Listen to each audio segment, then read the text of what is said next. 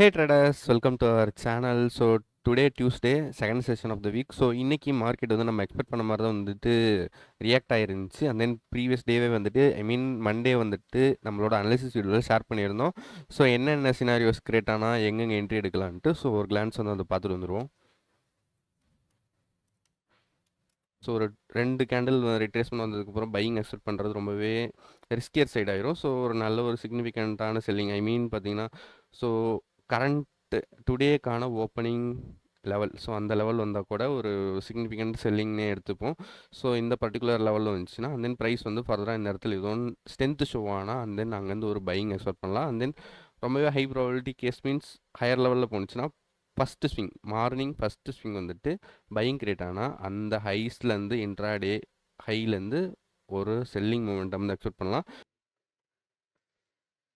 So traders previous analysis வீடியோவில் வந்துட்டு 2 case வந்து ஷேர் பண்ணியிருந்தேன். ஸோ ஒரு கேஸ் என்னென்னு பார்த்தீங்கன்னா ப்ரைஸ் வந்துட்டு எஸ்டர்டே க்ளோசிங்க்கு மேலே gap up or positive flat to positive open ஆகிட்டு அகெயின் ப்ரைஸ் வந்து ஃபர்தராக ஹையர் லெவலில் ஹோல்ட் ஆனிச்சுன்னா அந்த பையிங் வந்து சஸ்டெயின் ஆகிறதுக்கு ரொம்பவே ப்ராபபிலிட்டி கம்மி. ஸோ அங்கேருந்து வந்துட்டு ஒரு செல்லிங் எக்ஸ்பெக்ட் பண்ணலான்ட்டு ஒரு கேஸ் வந்து ஷேர் பண்ணியிருந்தோம்.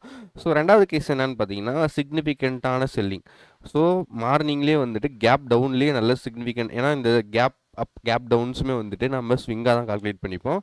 ஸோ அப்படி பார்க்கும்போது ப்ரைஸ் வந்து க்ளோசிங் இடத்துலேருந்து மார்னிங் வந்துட்டு நல்ல ஒரு சிக்னிஃபிகண்டான ரிட்ரேஸ்மெண்ட் வந்துருந்துச்சு. ஸோ நம்ம லெவல்ஸும் வந்து மார்க் பண்ணி சொல்லியிருந்தோம். ஸோ ப்ரீவியஸ் டேவோட ஓப்பனிங் லெவல். ஸோ இந்த லெவலுக்கு பார்ப்போம் வந்துட்டு ப்ரைஸ் வந்து ஸ்ட்ரென்த்து ஷோ பண்ணிச்சுன்னா அகைன் ஃபர்தராக வந்துட்டு ஒரு பையிங் வந்து எக்ஸ்பெக்ட் பண்ணலாம் அப்படின்னு சொல்லிட்டு ஷேர் பண்ணியிருந்தோம். ஸோ ப்ரைஸும் வந்துட்டு சேம் நம்ம நேற்று என்னென்ன கேசஸ் வந்து ஷேர் பண்ணியிருந்தோமோ ஸோ அதில் வந்துட்டு ஒரு கேஸ் 2 கேஸ் ஷேர் பண்ணியிருந்தோம். அதில் வந்துட்டு செகண்ட் கேஸ் வந்து கிரியேட் ஆயிருந்துச்சு. ஸோ ப்ரைஸ் வந்து நம்ம எக்ஸ்பெக்ட் பண்ண மாதிரி சேம் அதே லெவலில் வந்துட்டு ஹையர் லெவலில் ஹோல்ட் ஆனிச்சு. அண்ட் தென் ப்ரைஸ் பார்த்தீங்கன்னா அதுக்கப்புறம் அந்த பர்டிகுலர் லோ தான் வந்துட்டு டுடேவோட இன்ட்ராடே லோவாகவே இருந்துச்சு. அதுக்கப்புறம் இந்த லோக்கு மேலே தான் ப்ரைஸ் வந்து ஃபுல்லாக சஸ்டெயினாக இருந்துச்சு. ஸோ ஒரு நல்லாவே ஒரு ஹை ப்ராபபிலிட்டி செட்டப் தான் இதுவும். ஸோ நம்ம எக்ஸ்பெக்ட் பண்ண மாதிரி தான் ப்ரைஸ் வந்து ரியாக்ட் ஆயிருந்துச்சு. அண்ட் தென் டுடே வந்துட்டு நல்லாவே ஒரு மொமெண்டமும் வந்து கேப்சர் பண்ணியிருந்தோம். அண்ட் தென் நாளைக்கு வெனஸ்டே செஷன் வந்து எப்படி இருக்க போகுதுன்ட்டு ஃபஸ்ட்டு நம்ம வந்துட்டு டெய்லி டைம் ஃப்ரேம்லேருந்து அனலைஸ் பண்ண போகிறோம்.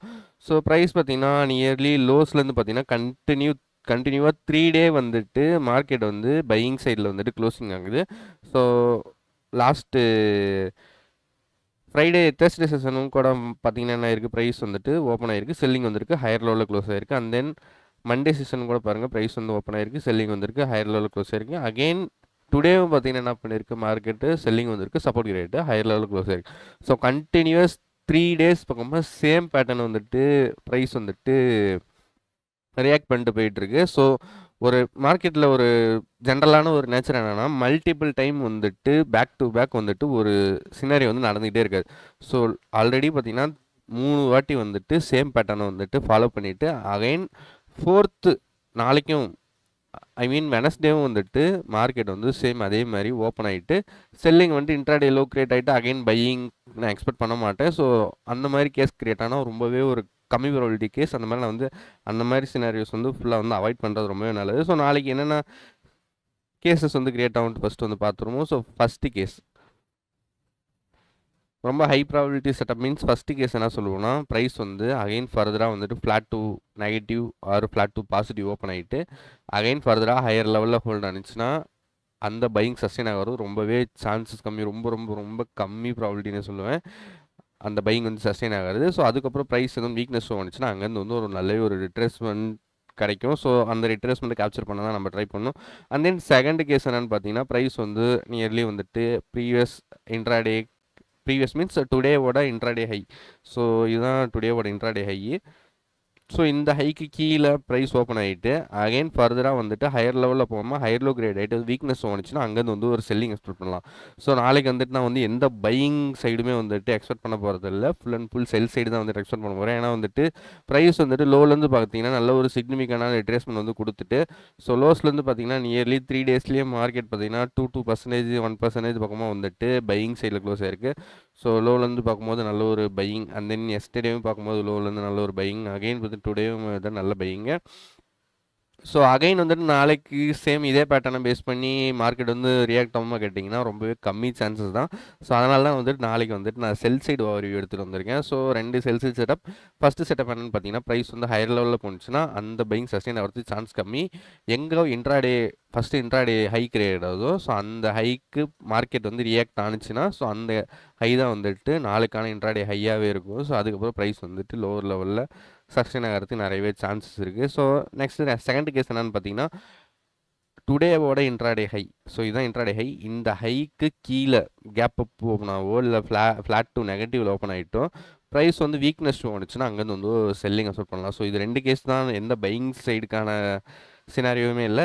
ரெண்டுமே செல்லிங் சைடு தான். நாளைக்கு வந்துட்டு மார்க்கெட் என்னோட எக்ஸ்பெக்டேஷன் பேஸ் பண்ணி பார்த்தீங்கன்னா செல் அண்ட் ரைஸ் மார்க்கெட்டாக இருக்கிறது தான் ரொம்பவே ப்ராபபிலிட்டி அதிகம். ஸோ இன்னொரு ட்வீக் என்னன்னு பார்த்தீங்கன்னா, ஸோ இன்னைக்கு நிஃப்டி அண்ட் பேங்க் நிஃப்டி ரெண்டுத்தையும் கம்பேர் பண்ணி பார்க்கும்போது பேங்க் நிஃப்டி வந்துட்டு கொஞ்சம் லோ பர்ஃபார்ம் பண்ணியிருக்கு. ஸோ ப்ரீவியஸ் டேவோட ஹை பேங்க் நிஃப்டிக்கு பார்த்தீங்கன்னா இங்கே இருக்குது. ஸோ ப்ரைஸ் வந்து என்ன இருக்குது, சேம் நிஃப்டி போலே கேப் டவுனில் ஓப்பன் ஆகிருக்கு. அகைன் இன்ட்ராடே லோ கிரியேட் ஆகிட்டு ப்ரைஸ் வந்துட்டு ப்ரீவியஸ் டே ஹையும் அண்ட் தென் டுடே இன்ட்ராடே லோக்குள்ளாரியே மார்க்கெட் வந்து க்ளோசிங் கொடுத்துருக்கு.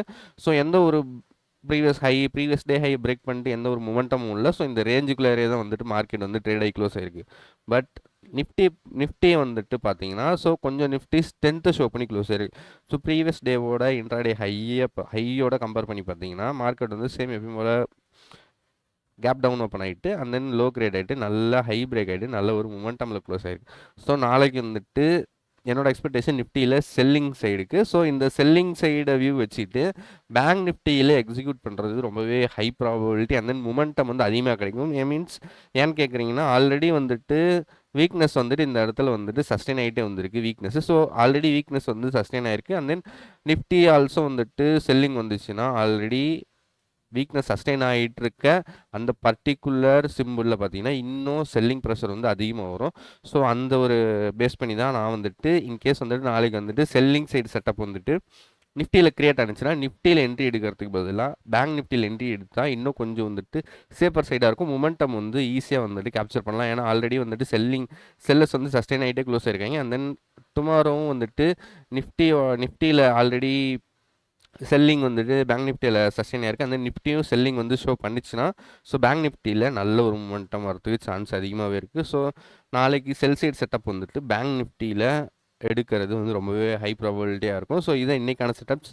இன்றைக்கான மீன்ஸ் நாளைக்கு மார்க்கெட் வந்து எப்படி ரியாக்ட் ஆனால் நம்ம என்னென்ன மாதிரி என்ட்ரி எடுப்போங்கிற சினாரியோஸ். ஸோ இந்த மாதிரி வந்துட்டு நீங்களும் ஒரு நாளைக்கு முன்னாடியே வந்துட்டு மார்க்கெட் வந்துட்டு என்னென்ன சினாரியோஸ் கிரியேட் ஆனால் ஹை ப்ராபபிலிட்டி சினாரியோஸ் அதே மாதிரி என்னென்ன மாதிரி கிரியேட் ஆனால் நம்ம வந்துட்டு அவாய்ட் பண்ணணும் அப்படிங்கிறத பற்றி ஃபுல் வீடியோ வந்துட்டு உங்களுக்கு வேணா கீழே வந்துட்டு என்னோட வாட்ஸ்அப் நம்பர் அண்ட் தென் இன்ஸ்டாவோட லிங்க் கொடுத்துருக்கேன், காண்டாக்ட் பண்ணுங்கள். ஸோ நாளைக்கு பார்ப்போம் மார்க்கெட் எப்படி ரியாக்ட் ஆகுதுன்ட்டு. So bye traders, by.